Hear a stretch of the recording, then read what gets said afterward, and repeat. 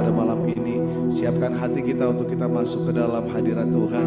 Mari sama-sama kita bersyukur kepada Tuhan buat segala sesuatu yang Dia telah kerjakan, yang Dia telah lakukan, yang Dia telah nyatakan dalam hidup kita.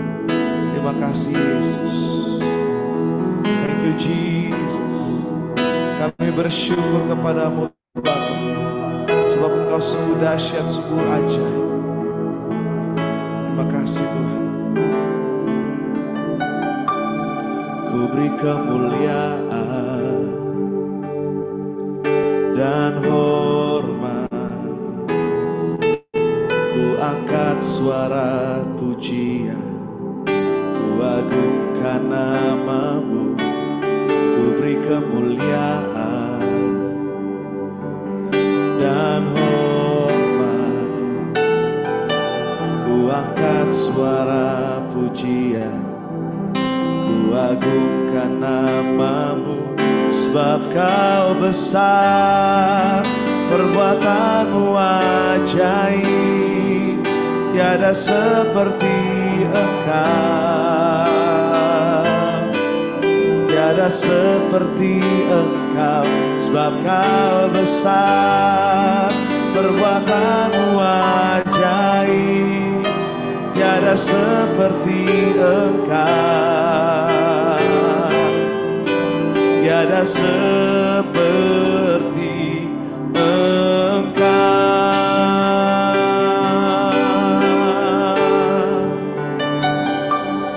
Ku beri kemuliaan, nyanyikan sama-sama, dan hormat, ku angkat suara pujian, ku agungkan nama-Mu. Ku beri kemuliaan dan hormat, ku angkat suara pujian, ku agungkan nama-Mu. Sebab Kau besar, perbuatan-Mu ajaib, tiada seperti Engkau, tiada seperti Engkau. Sebab Kau besar, perbuatan-Mu ajaib, tiada seperti Engkau. Oh, tiada seperti Engkau. Sebab Kau besar, sebab Kau besar, perbuatan-Mu ajaib, tiada seperti Engkau, tiada seperti Engkau. Sebab Kau besar, perbuatan-Mu ajaib, tiada seperti Engkau, tiada seperti Engkau.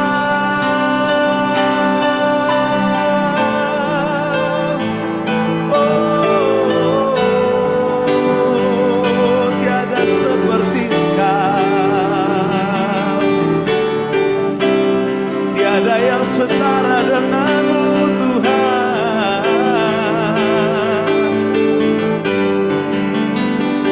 tiada yang sebanding denganmu. Kau Allah yang setia,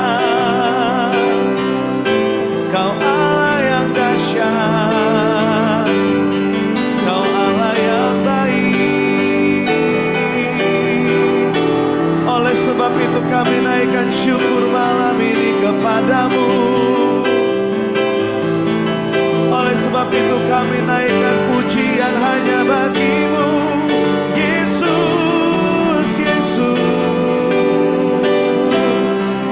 Haleluya, haleluya, haleluya, haleluya. Mari Bapak Ibu Saudara, angkat hatimu, angkat tanganmu, angkat suaramu, sembah Yesus.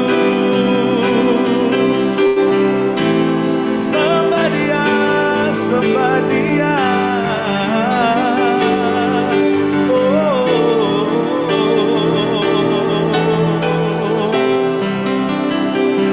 Kami masuk dalam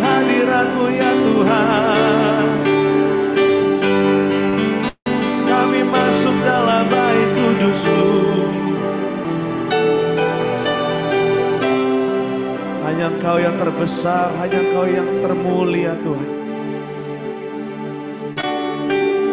Hanya Engkau yang layak disembah. Mari sama-sama kita angkat tangan kita di hadapan Tuhan. Sebab Kau besar, perbuatanmu ajaib. Dengan segenap hatimu, tiada seperti Engkau, tiada seperti Engkau.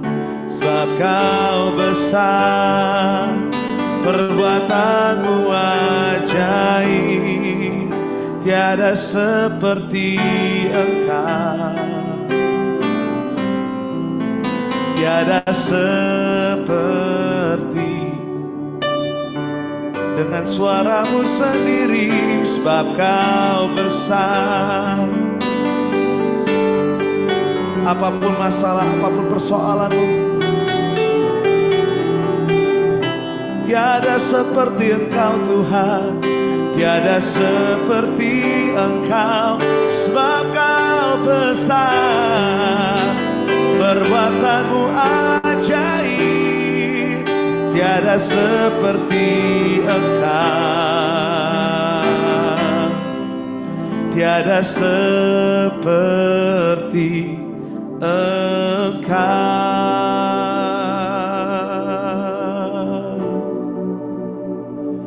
tiada seperti Engkau Tuhan.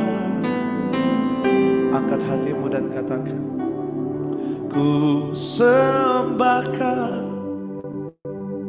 ya Allahku, ku tinggikan nama-Mu selalu, tiada lutut tak berteluh, menyembah Yesus Tuhan Rajaku.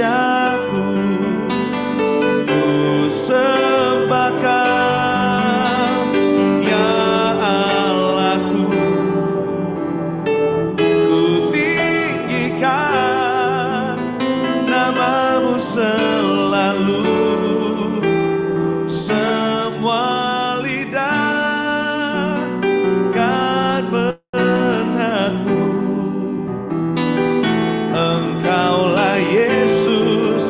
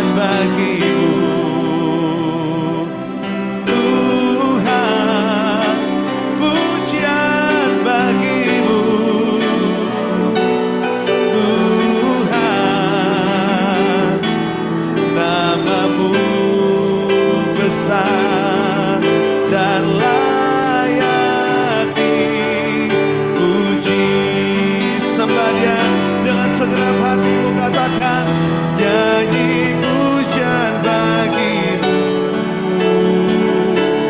Tuhan, pujian bagimu Tuhan, namamu besar dan layak dipuji. Oh, nyanyi pujian bagimu Tuhan, pujian bagimu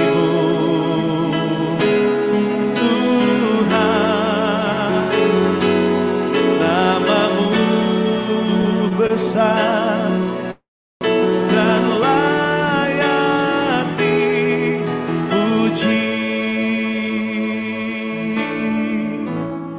Nyanyi pujian bagimu Tuhan, pujian bagimu Tuhan, namamu besar, namamu besar dan layak dipuji. Sekali lagi dengan segenap hatimu, nyanyi pujian bagimu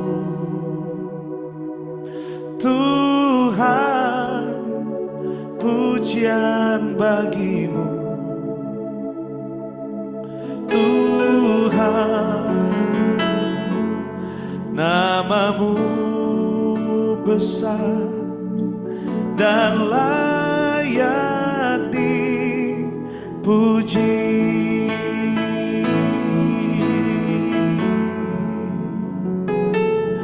Namamu besar dan layak dipuji.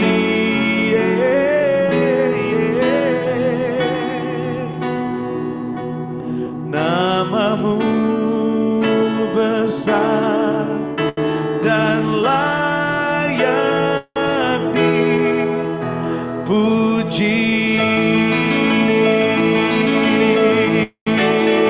Haleluya, haleluya. Oke, hari ini luar biasa. Di Indonesia itu selalu doa-doa itu ya. Kayak dulu zamannya saya masih di Indonesia juga ada doa sekotat dan sebagainya, itu luar biasa. Nah, hari ini kita belajar tentang senjata peperangan rohani. Karena saya percaya karena di sini semuanya adalah pendoa-pendoa, saya percaya semua sudah mengerti tentang senjata peperangan rohani. Hanya saja ada banyak orang Kristen yang pada waktu dikatakan senjata peperangan rohani, yang mereka ingat itu selalu tentang selengkap senjata Allah, ya kan? Selengkap senjata Allah, pedang roh, perisai iman, dan sebagainya. Senjata peperangan rohani, kalau ketopong, baju jirah, semuanya itu adalah perlindungan. Tetapi senjata untuk menyerang musuh yang kita bisa pakai adalah perisai iman dan pedang roh. Tetapi sekarang ini kita tidak sedang membicarakan tentang hal itu karena ada banyak senjata peperangan rohani yang seringkali orang Kristen tidak tahu. Nah, banyak orang Kristen itu selalu kalau berbicara tentang ada masalah di dalam hidup, yang pertama yang mereka selalu pikirkan berdoa. Segala sesuatu diselesaikan dengan doa. Itu betul. Tetapi doa itu hanya awal. Kalau saudara itu misalnya masuk ke sebuah, mau membangun sebuah kota, di situ ada hutan, pertama saudara lakukan adalah babat alas. Itu yang namanya doa. Tetapi tidak cukup dengan doa kan di dalam membangun. Nah, kita itu seringkali orang Kristen itu hanya selalu memikirkan berdoa, lalu yang kedua peperangan rohani, mengikat roh-roh jahat. Dua hal ini benar, tetapi masih kurang. Makanya ada banyak orang pada waktu punya masalah, mereka menyelesaikannya dengan doa dan peperangan rohani, lalu mereka melihat pada kenyataannya kok tidak pernah ada terobosan di dalam hidup kami. Kenapa seakan-akan tidak ada mujizat, seakan-akan tidak ada jawaban doa. Contohnya ya, ada keluarga yang anaknya itu lari meninggalkan rumah. Lalu mereka, keluarganya, orang tuanya berdoa supaya anaknya kembali. Tuhan itu sangat mudah mengembalikan anaknya seperti membalikkan telapak tangan.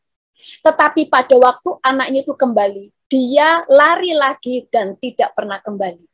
Masalahnya bukan doanya tidak berkuasa dan peperangannya peperangannya itu tidak berhasil, tetapi ada di level yang berikutnya, yaitu adalah kita itu hidup dengan hikmat.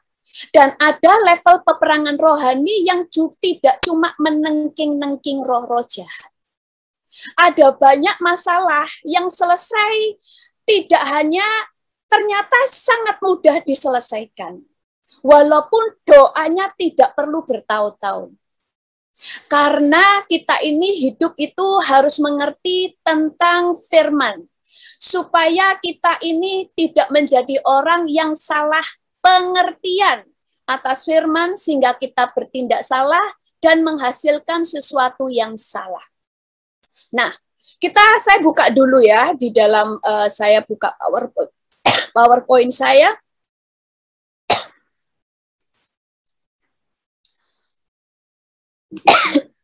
Rahasia senjata peperangan rohani. Yang pertama kita buka dulu di dalam Amsal 3 ayat 19. Di sini dikatakan begini. Dengan hikmat, Tuhan meletakkan dasar bumi. Dengan pengertian, ditetapkannya langit. Dengan pengetahuannya, air samudera raya berpencaran dan awan menitikkan embun. Allah saja yang kita sembah. Untuk meletakkan bumi, dia butuh hikmat dan pengertian. Dan dia juga butuh pengetahuan untuk membuat dengan pengetahuan air samudera raya berpencaran dan awan menitikkan embun. Pada waktu Tuhan menciptakan langit dan bumi, Tuhan butuh Tuhan butuh hikmat, pengertian, dan pengetahuan. Ini yang selalu menjadi pengajaran saya, selalu saya katakan doa itu hanya salah satu. Tetapi yang berikutnya adalah hikmat, pengetahuan, dan pengertian.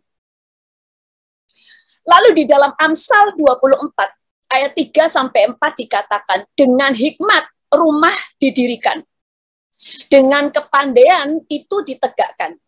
Dan dengan pengertian kamar-kamar diisi dengan bermacam-macam harta benda yang berharga dan menarik. Untuk mendirikan rumah dibutuhkan hikmat.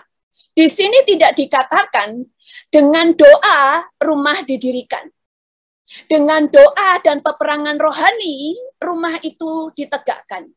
Dan dengan doa dan peperangan rohani kamar-kamar diisi dengan bermacam-macam harta benda yang berharga dan menarik. Tetapi dikatakan dengan hikmat rumah didirikan. Dengan kepandaian rumah itu ditegakkan. Dengan pengertian kamar-kamar diisi. Dengan bermacam-macam benda yang berharga dan menarik. Nah, seringkali orang Kristen itu tidak seimbang. Mereka hanya berpikir segala sesuatu diselesaikan dengan doa. Doa sekali lagi itu adalah awal. Kenapa kita harus berdoa? Saya buka lagi ya. Kenapa kita harus berdoa? Yang pertama, karena doa itu membuat jalan yang tertutup menjadi terbuka. Sekali lagi, doa itu membuat jalan yang tertutup menjadi terbuka. Di dalam Wahyu 3 ayat 7 sampai 8a dikatakan, dan tuliskanlah kepada malaikat jemaat di Philadelphia, inilah firman dari yang kudus yang benar yang memegang kunci Daud. Apabila ia membuka, tidak ada yang dapat menutup. Apabila ia menutup, tidak ada yang dapat membuka. Aku tahu segala pekerjaanmu. Lihatlah, aku telah membuka pintu bagimu dan tidak dapat ditutup oleh seorang pun. Kunci untuk kita mendapatkan apa yang tertutup atau segala sesuatu yang mustahil itu kan di tangan Tuhan. Kalau Tuhan sudah membuka pintu yang tertutup, tidak ada kekuatan apapun, kuasa apapun yang bisa menutupnya. Itu sebabnya kita perlu doa. Yang kedua, kenapa kita harus berdoa? Karena Amen. doa membuat kita diberi kuasa, apa saja yang kita buat berhasil. Amin. Di dalam Mazmur 1 ayat 3c, apa saja yang diperbuatnya berhasil. Yang ketiga adalah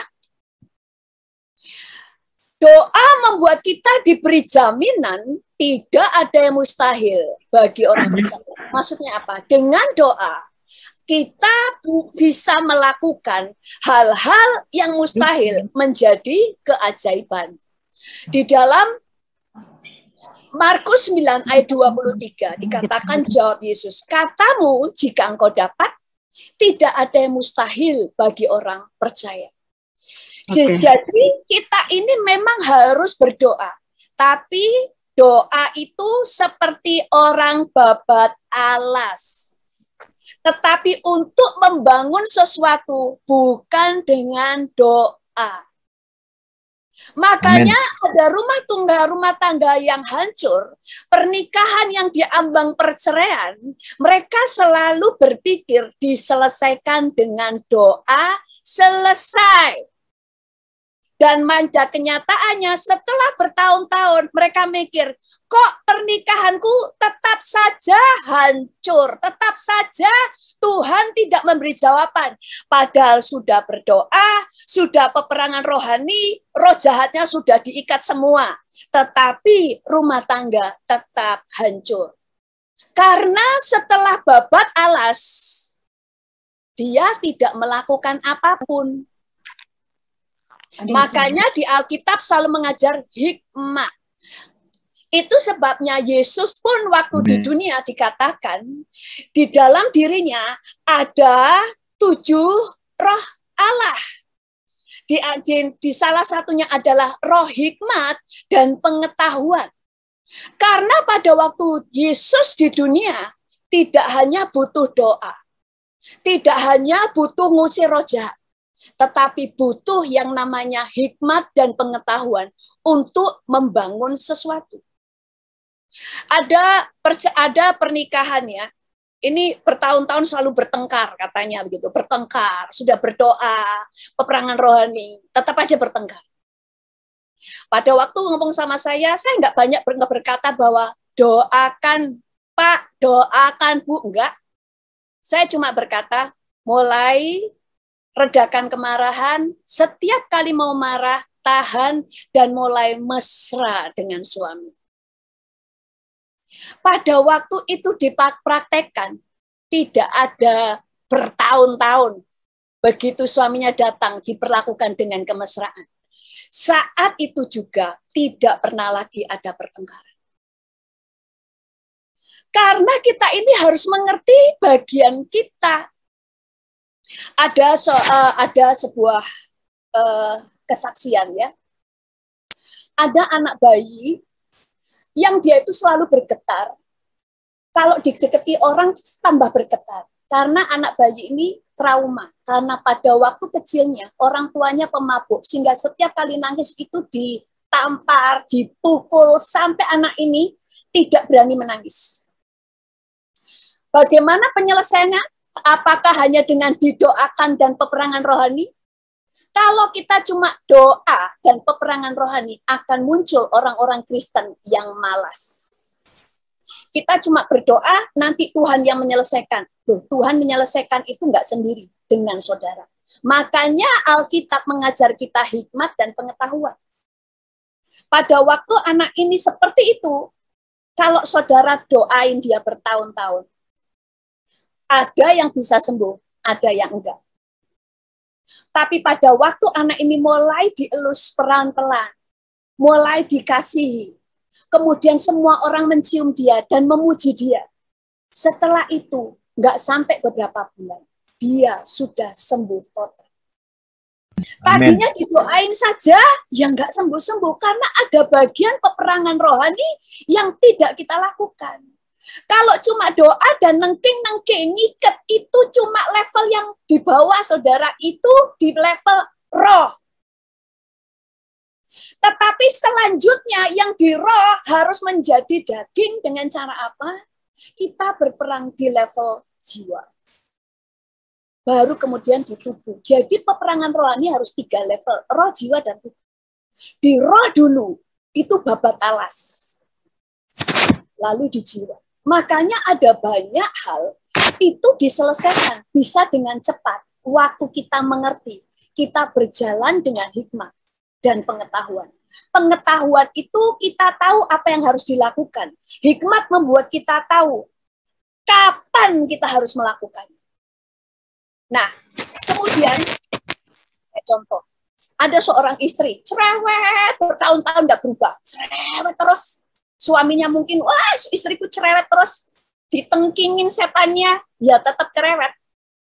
Ternyata setelah dicari akarnya, bukan ada setannya. Ternyata setannya adalah suaminya. Kenapa? Istri hanya minta uang belanja, tapi suaminya nggak mau kerja. Ini kalau orangnya ditengking, roh jahatnya sudah pada pensiun, mereka kepahitan. Loh, aku sudah nggak ada di situ. Dengan penyelesaian suaminya tobat dan dia kerja, cerewetnya pasti hilang. Nah, makanya banyak orang Kristen itu fokusnya itu hanya fokus di dalam satu sisi, makanya nggak ada penyelesaian. Padahal ada banyak hal yang diselesaikannya dengan sangat mudah. Nah, kemudian ada juga ya, ada suami istri itu bertengkar terus, didoain, dilayani dua-duanya konseling, dilayani pelepasan dan sebagainya, tetapi seringkali mereka konseling cuma masalah pertengkarannya dan sebagainya, tetapi setelah dicari, akarnya cuma sepele, suami istri tidak pernah diajar. Kenapa? Bagaimana perbedaan cara pikir antara suami dan istri. Setelah mereka diajar, mereka mengerti, akhirnya mereka sama-sama tidak saling menuntut, tetapi saling ngerti. Kita memang beda. Peperangannya dulunya doa bertahun-tahun hanya diselesaikan pada waktu mereka beroleh pengetahuan. Makanya peperangan rohani gak cukup cuma yang namanya tengking-menengking, itu hanya babat alas. Tetapi selanjutnya ada banyak yang kita harus lakukan, kita harus berjalan dengan hikmat. Apa yang kita lakukan untuk peperangan rohani di next level atau di level yang berikutnya. Suatu hari ada kesaksian hamba Tuhan itu sangat jadi rema buat saya. Itu dia menginjil ada penginjil yang dia taruh untuk merintis sebuah gereja di salah satu kota di Eropa. Gereja di Eropa kita tahu ya, gerejanya itu gede-gede tapi sepi, jemaatnya ada cuma 2 dan sebagainya. Pada waktu orang ini merintis, jemaatnya itu 1 tahun nambah 2 itu sudah sangat luar biasa. Tapi biasanya nambah 2, yang lain keluar, ya kan? Ada yang karena meninggal dan sebagainya. Sampai suatu saat dia ketemu dengan seorang anak. Anak ini punya penyakit parah.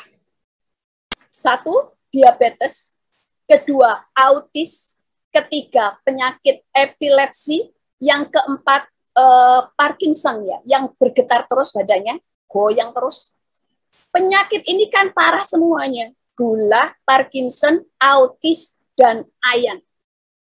Dan hamba Tuhan ini Tuhan kasih untuk memberikan pelayanan kepada orang ini. bayar harganya mahal. Orang ini kalau cuma didoakan toh nggak pernah sembuh, saudara.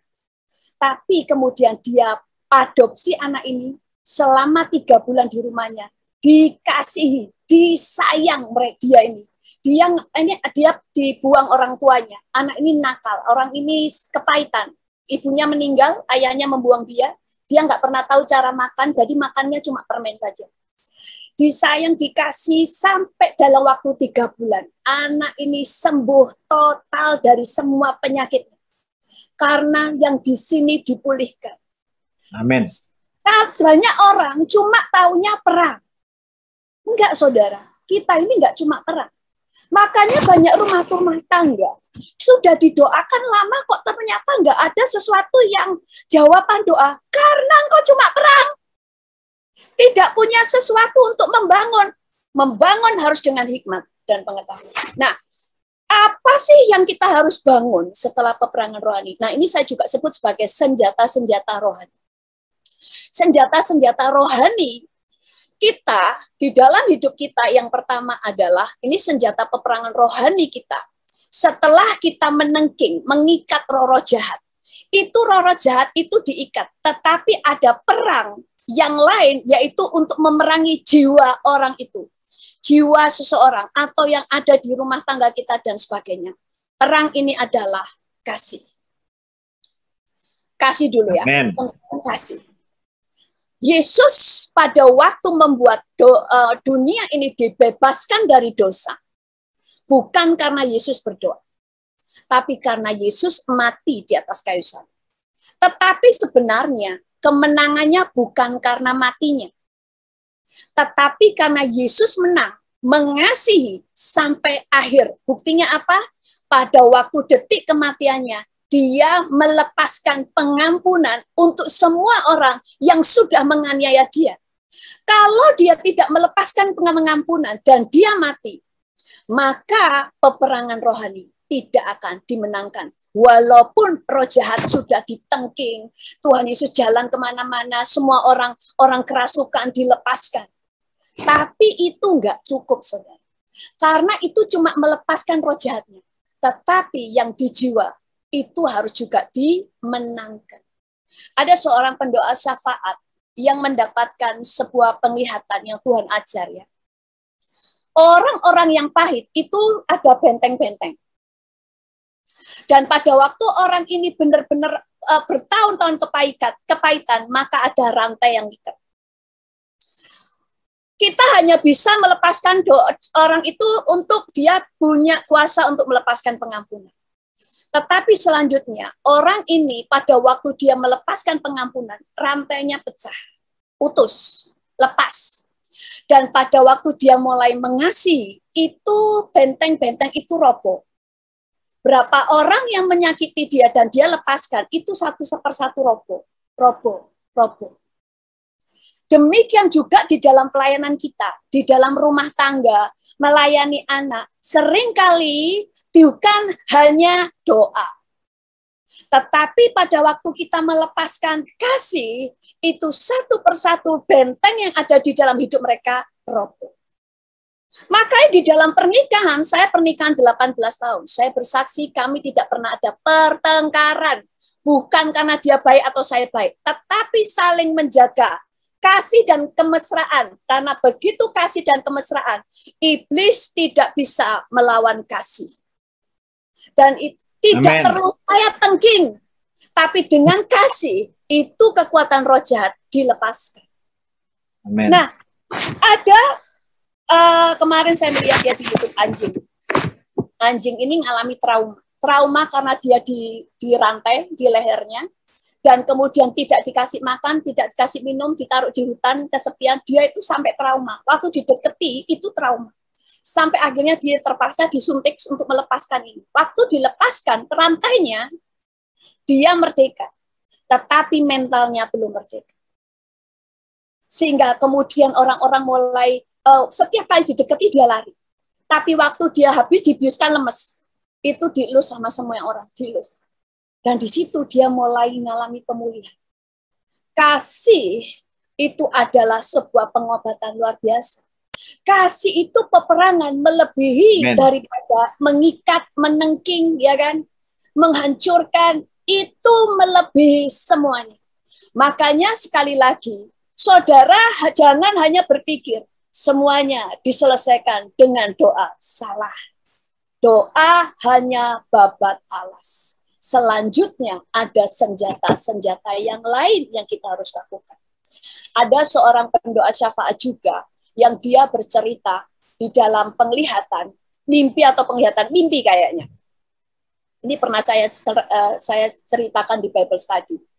Pada waktu di mimpi itu, dia ada di sebuah gedung, ya kan, ada anak-anak Tuhan yang lainnya, dan di situ banyak sekali ular. Rumahnya bagus, banyak sekali ular. Ularnya kecil-kecil tapi panjang-panjang.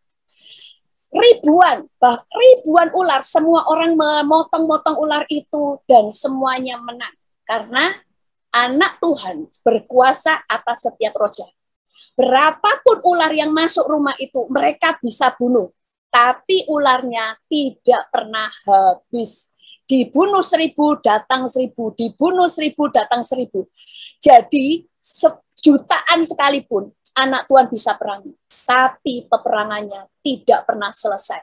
Karena cuma perang, cuma doa, tidak pakai hikmat. Sampai kemudian Tuhan bilang gini, jangan sibuk perang, tapi lihat akarnya. Kenapa ular-ular itu tidak pernah habis? Lalu semua orang akhirnya mencari akar penyebab ular-ular itu datang. Dan ternyata di rumah itu ada lubang. Lalu mereka semua fokus menutup lubang dan tertutup. Setelah tertutup, tidak ada lagi ular yang masuk dan mereka bisa hancurkan setan. Dia berkata begini, semua setan berapapun bisa bisa dihancurkan. Tetapi akhirnya kelelahan, harusnya bisa membangun sesuatu atau melakukan hal yang lain. Nggak bisa karena sibuk merangi. Sehingga kemudian tapi setelah mereka tahu untuk menutup sesuatu, mereka akhirnya peperangannya efektif. Orang Kristen seringkali selalu mikir doa, perang, tapi tidak pernah mencari dan minta hikmat. Apa sih yang membuat masalah ini, akarnya apa? Makanya kemudian kalau kita itu punya hikmat, kita itu ngerti, oh ini gampang menyelesaikan. Makanya kenapa orang-orang yang dipakai Tuhan untuk konseling, seringkali mereka ngomong 2-3 patah kata, orang itu pulih. Kenapa? Karena mereka langsung ngomong ke akar masalah. Ini loh masalah, jalan keluarnya. Amen. Dan orang itu langsung kayak nangkep, oh iya ya, pulang dia menjadi sesuatu yang baru. Ada orang yang benci dengan dirinya, didoakan, biasanya tetap benci diri. Tetapi waktu kita langsung ngomong, ini loh, kamu itu seperti itu, kita ngomong kebenaran yang dia nangkep, itu mengubah dia, dan dia dipulihkan saat itu juga. Nah, kemudian yang kedua, tadi peperangan kita itu adalah, kasih ya.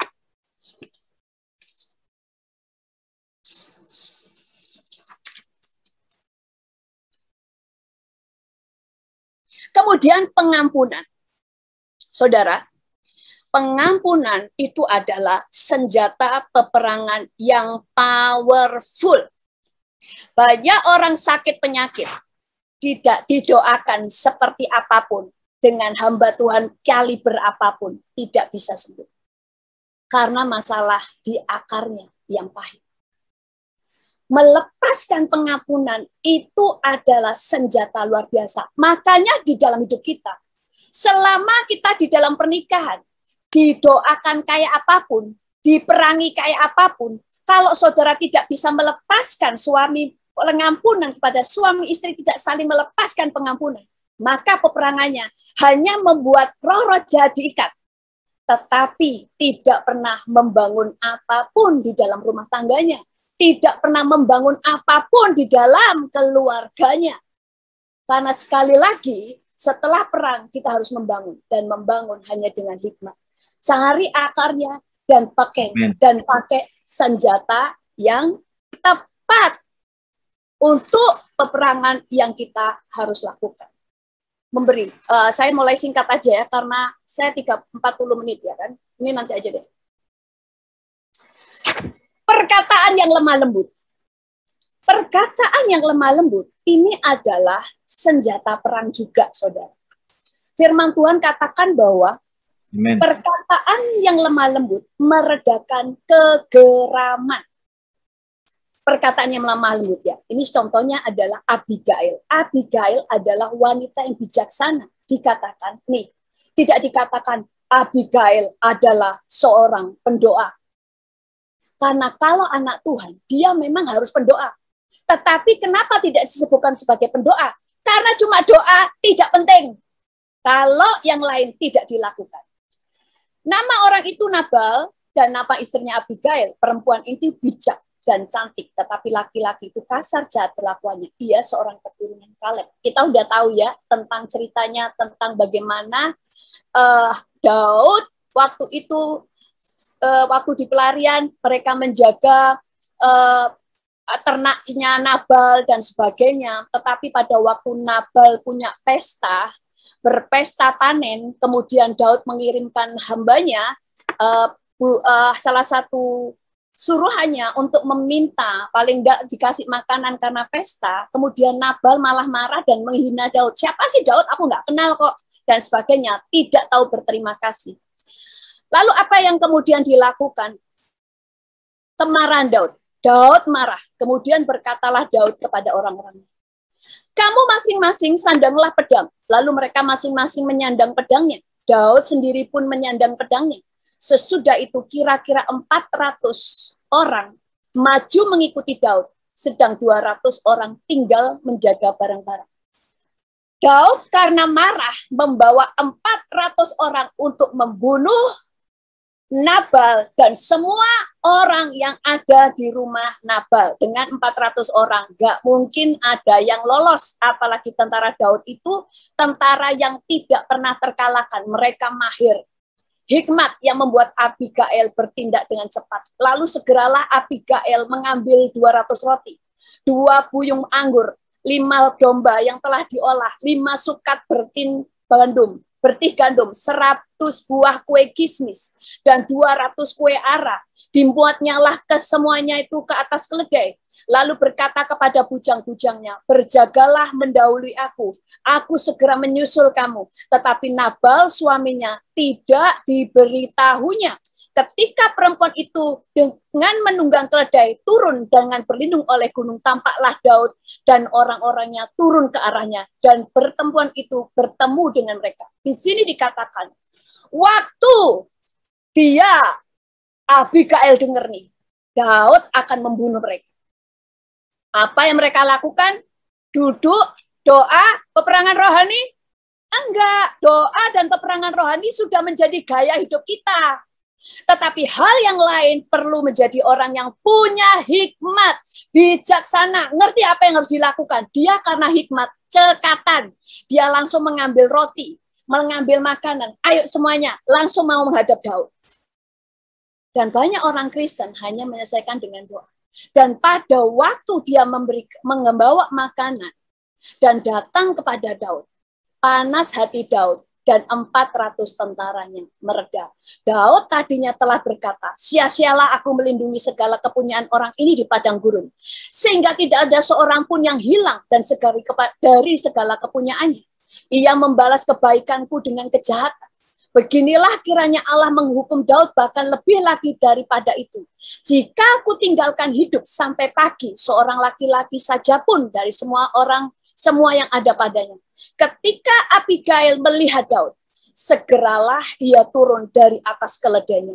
Lalu sujud menyembah dengan Daud dengan mukanya sampai ke tanah.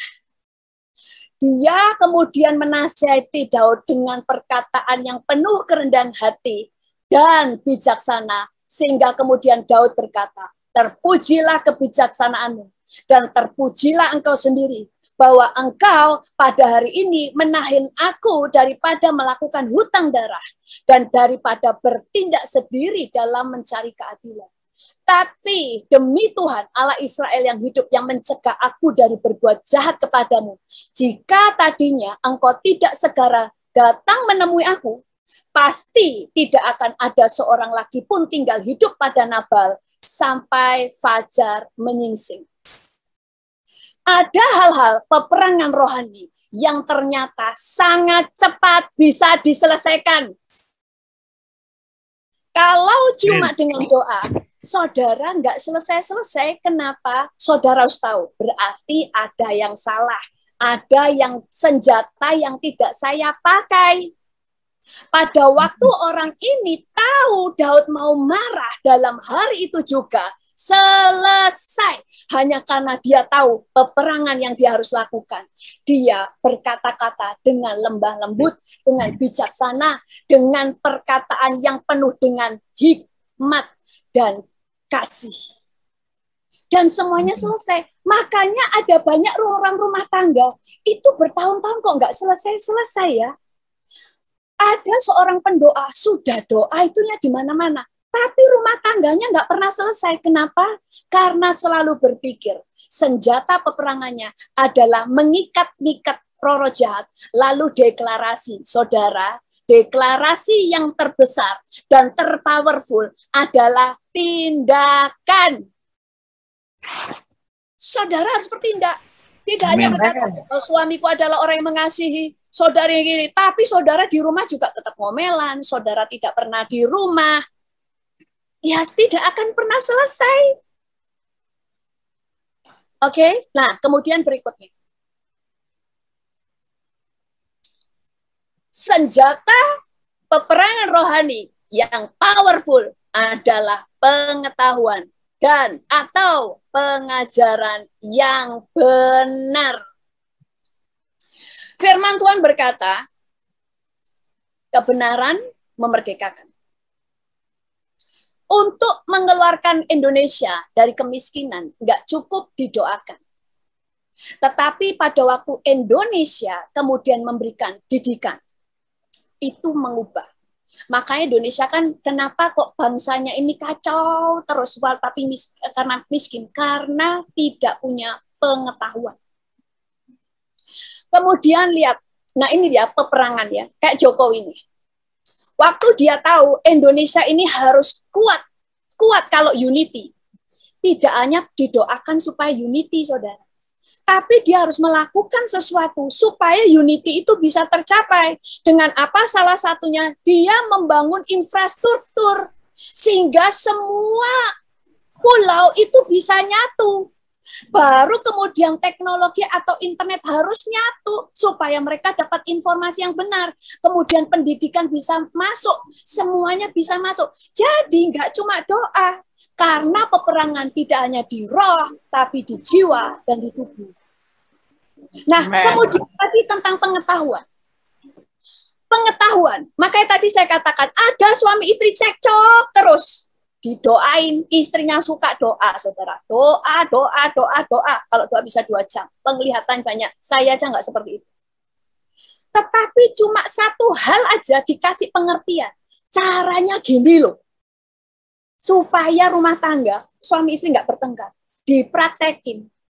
Langsung berubah. Langsung yang dari dulu tak ditunggu-tunggu jawaban doa. Selesai. Orang miskin. Didoakan supaya dia kemudian keluar dari kemiskinan. Nggak bisa, saudara. Itu cuma roh kemiskinannya, kutuknya dilepasin. Dia dimerdekakan, membuat doa saudara membuka hal yang tertutup menjadi terbuka. Peluang dia untuk bisa keluar dari kemiskinan banyak. Tapi berikutnya adalah pengetahuan. Tanpa pengetahuan mereka tetap tidak akan bisa keluar dari kemiskinan. Percayalah, kasih dia 10 juta, habis. Kasih 100 juta, habis. Karena tidak tahu uangnya diapain. Pengetahuan, pengajaran itu adalah powerful, senjata yang powerful. Amin. Amin. Penglihatan lagi ya, penglihatan luar biasa. Ada orang yang itu dapat penglihatannya begini. Ada orang-orang yang ternyata di otak kita ini, saudara, itu dipakai iblis itu tadinya normal ya. Otak kita normal itu maksudnya kosong lah. Kosong itu karena belum diisi sesuatu. Misalnya ya Kalau orang Indonesia, orang Jawa ada mitos-mitos, bukan ada ajaran tentang misalnya alon-alon asal kelakon, ya kan? Itu ternyata itu menjadi sebuah rema. Itu menjadi seperti awan. Dan itu pada waktu dia kemudian percaya dengan itu kayak urat dari kita, pembuluh darah otak kita, itu di roh ya, itu langsung nempel di situ. Di perkataan tadi. Kemudian saudara percaya dengan orang mengatakan gini, kamu itu bodoh. Kamu itu orang yang nggak mungkin berhasil. Orang Indo aja lah, itu orangnya begini-begini. Saudara percaya. Itu kayak awan. Iblis itu, next time saya ajarkan, iblis itu nggak bisa buat apa-apa pada saudara.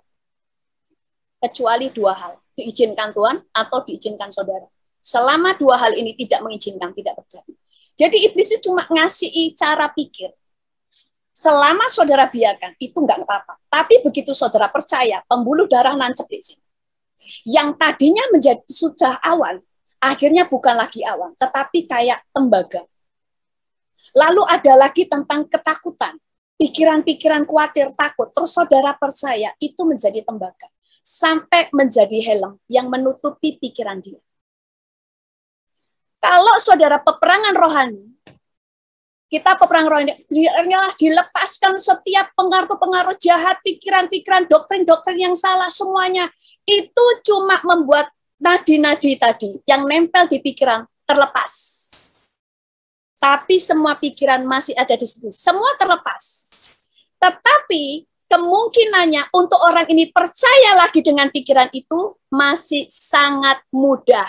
Setelah saudara tinggal, itu mikir takut lagi, urat nadinya nempel di situ lagi. Sehingga saudara doain berkali-kali, orang itu lepas, seminggu kemudian balik lagi dengan cara pikir yang lain. Tetapi pada waktu dia dikasih firman, atau sebuah pengajaran, yang kemudian menjadi rema, oh ternyata gitu toh. Ternyata aku nggak perlu takut karena ini sampai nancep jadi pikiran. Itu yang tadinya pikiran itu terlepas diganti dengan pikiran yang baru. Itu urat nadinya dia nempel kepada pikiran yang baru. Itu yang namanya memakai pikiran Kristus. Makanya tidak cukup cuma ditengking, lalu diajar. Makanya banyak orang Kristen nggak suka diajar. Pikiran ia itu diubah. Contoh aja, orang-orang dulu ya, kalau nggak salah di Uganda ya, itu negara sangat miskin. Miskin banget, saya lupa ya Uganda atau di mana, cuma seingat saya kayaknya Uganda, itu negaranya sangat miskin. Pendetanya apakah cukup dengan doa? Tidak saudara, dia harus ngajarin mereka cara untuk lepas dari kemiskinan. Pertama mereka diajar untuk berbisnis, diajar nggak malas, diajar cara mengelola uang. Setelah mereka berhasil, mereka diajar apa itu perpuluhan dan arti melepaskan, yaitu memberi. Sehingga akhirnya jemaat dia membuat kota itu menjadi semua orang kaya, punya rumah sakit, punya sekolah, semua dari gereja itu. Kenapa? Karena pengetahuan yang benar memerdekakan.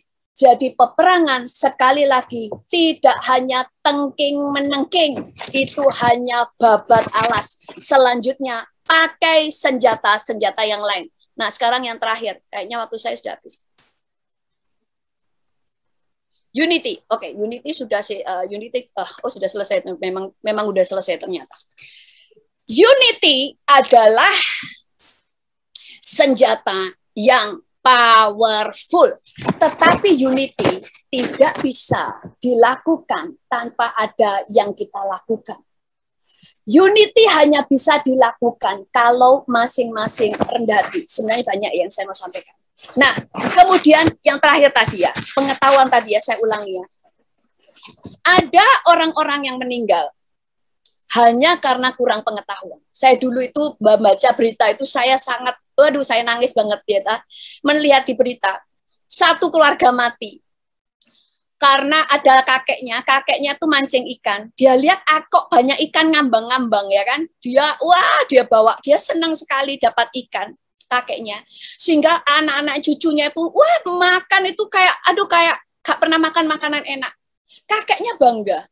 Tapi pas malam semuanya keracunan dan semuanya meninggal, tinggal kakeknya yang nggak mati. Karena kakeknya karena lihat senang anak-anaknya makan dan cucu-cucunya makan, dia hanya makan sedikit. Makanya dia cuma dikeluarkan racunnya, tapi semua mati. Dia itu menangis terus. Kenapa?